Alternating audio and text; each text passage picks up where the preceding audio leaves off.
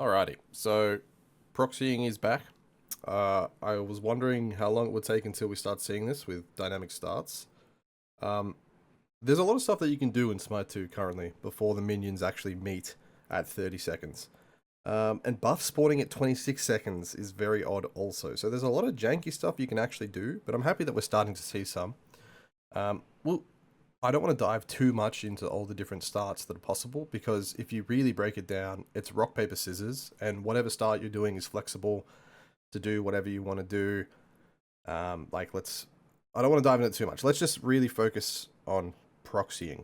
That's fine. I should probably start. So we'll watch that man and Wrongy proxy. You guys Okay. do that? Because I can like see if they're invading purple or That's fine. We will know anyway. We will know. Don't worry. yeah. But I'm grouping.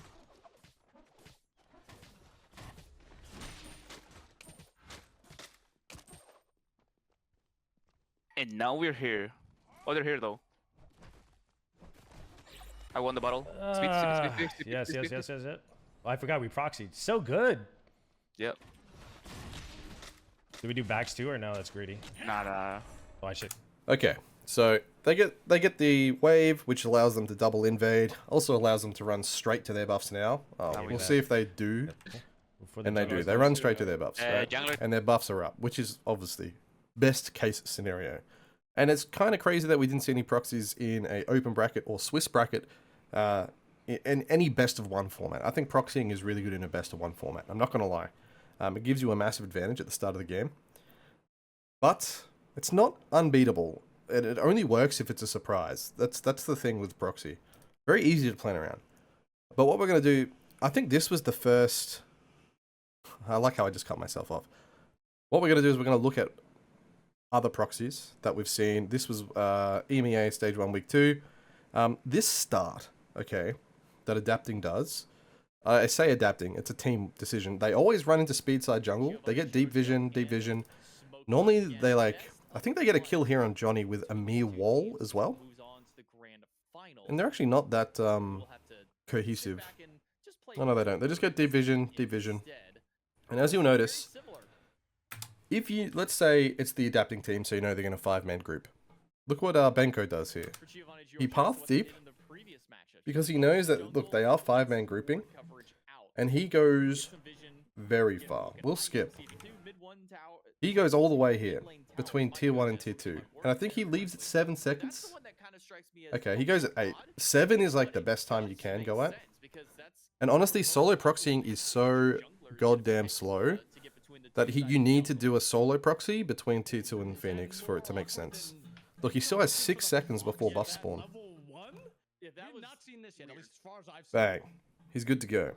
Right? He gets wave and red. And then he goes straight to his blue, gets blue, and the wave reset here. Nika did the really smart thing and didn't be over aggressive. But essentially, if you are a solo laner with red buff and blue buff, you're pretty happy, like really happy. There is a misplay that comes from this, and it was good aggression by adapting and stuff to invade red, but this is more dynamic starts that it doesn't really have too much to do with proxy. The proxy got him a red buff invade and got him his blue. And then, yes, you can bring up, oh, but what if he, the enemy team started on their red? Yes. There's a lot of stuff that can fuck that up completely. You're completely valid if you think of a way to stop that. Yes. So, what we're going to do is we're going to look at proxying and if it's good or if it's bad. Like I said earlier, I think that proxying is a surprise tactic. I don't think it's something that you can do without good pre-planning and good setup.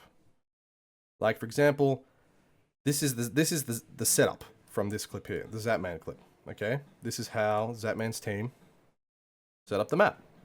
They had Mordred Cern proxying here and then invading Amir and Anhur.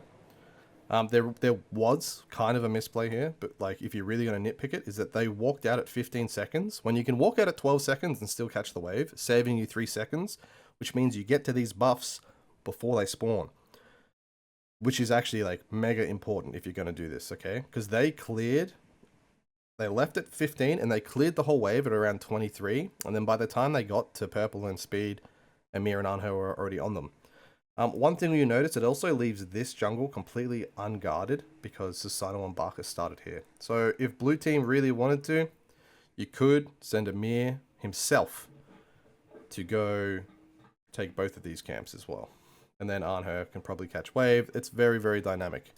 But the proxy was still a bit messy. This one, I was going to say, what you can do when it comes to, let's say, duo or solo. Okay, this bush is very important. So the first thing that you recognize on the map is that these bushes that are here and here are very important. So the simple thing is to just ward them. And that will negate a lot of proxying, to be fair. That will negate a lot of proxying, or maybe not negate it, but it will allow you to answer accordingly. Because let's look at this. I had no information on where their jungle was. But let's say you load in and you see a CERN Mordekaiser, oh my god, playing too much League. CERN Mordred. You know that's a good proxy comp, okay? Let's flip it up. Honestly, this is on the fly. Let's say you see a Bellona and a Fenrir, right? These guys, you see them in here. They're gonna proxy extremely fast with bludgeon and whatever it is here, okay? And let's say your draft is Loki, so you're not very good early, and Guardian solo. We won't do Guardian. Let's say Hades. So I think that this is the worst level 1 versus probably the best level 1. So what do you guys do when you're going to lose this fight anyway? The simple answer is you just run straight here and trade the buffs. Or if you have early vision, you proxy back. Ooh, you proxy back. You can also just proxy with weak comps. I've kind of tested this with everything. You can proxy with any 2 gods. You'll definitely make it. The fact that these guys cleared 3 whole seconds later than normal and still made it to buffs kind of shows that you can do it with weak combos. But what you do from here is that's when it turns into a dynamic. Do you really think that you're strong enough to do blue and red? You would assume so, because good junglers are going to proxy, take a red, take backs, maybe gank mid, get here for this mid camp, do this, right? So you would kind of assume that a good jungler on blue team would do the same path, okay? And if this happens, you resume straight back to neutral, and you're both kind of not getting fucked over, which is why proxying can be answered by proxying, but it can be answered by another forgotten relic of the past as well. Now, I watched this clip for the first time in like 6 years, and he name drops someone that I can't give ego points to. So I'm very unhappy, but it is a really good point. We're gonna watch wave blocking. Okay, if you don't know who Emilzy is, which is so shocking that some people might not know who Emilzy is. Emilzy in the SPL, not pioneered. He kind of brought it to the limelight of dynamic starts and stopping proxy meta, as well as just giving your team more time and more flexibility with starts due to this mechanic here, okay? So I'm going to show you how to do it. I'm going to do it in the soul lane first, I guess. This isn't actually my idea. This is someone called Genetics that approached me. It's like, yo, Emilzy, you I can't believe he gives Genetics credit.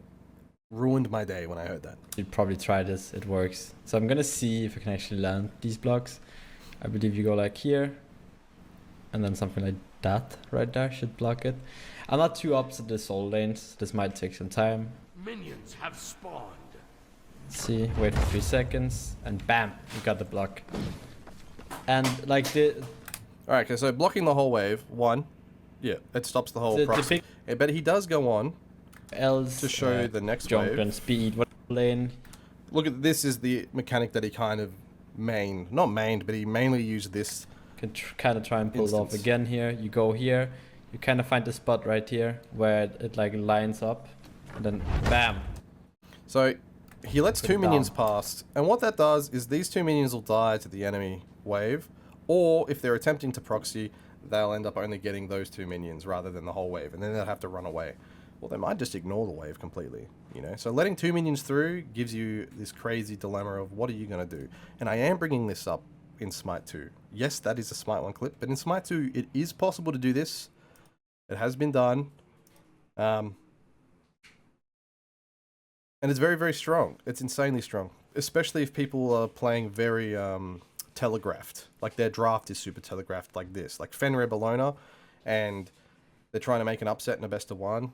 They're probably going to do some crazy shit, you know. This is probably what they're going to do. But yeah, I kind of want to leave it here. I really do. Because I could talk about proxying and dynamic starts for ages and what the best start is, because there is no best start. You know, if they are doing this start, for example, where's my move tool? This is where you can have Anho block the wave. These guys don't get any proxy. Amir takes all this shit for free because Susano starting blue side. Your jungler solo laner might be stronger than Susano Bacchus. Let's just say that you have... there's an Amir in the game. Let's just say for some reason you got Fenrir again. And... Amma. Fuck it. Let's say you've got Fenrir Amma. I'm okay fighting this as Fenrir Amma. You walk up, you fight this. They don't get any proxy. This is all happening. And you're thinking, how can you be this omnipotent god knowing where everyone is on the map?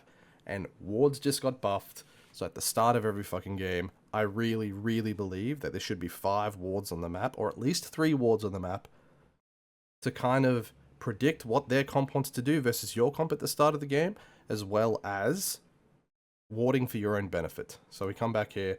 Let's say red team. I don't know, like this, actually, you know what? This was a prime example of it. You warded your solo side bush and your duo side bush, let's just say, because you are, you know, Hecate support, Jingwei ADC, and Cuckoo mid. Like, you are probably one of the weakest level 1 drafts in the game as blue team, so you're going to ward super defensively. Whereas if you were super pressure team, which, honestly, you probably instantly win if you are a super pressure team in SMITE 2, ward aggressively and, you know, ward whilst you're invading. Similar to what we see done this game by Adapting's team. We'll get all the way back. So Adapting's team all invade with their pressure because they have Amir, they have Amma as well. Kern, really strong level 1 as well due to that ability right there. But they path aggressively, they get wards out aggressively, and then they're able to adapt their start that way. Oh, one thing I didn't even talk about.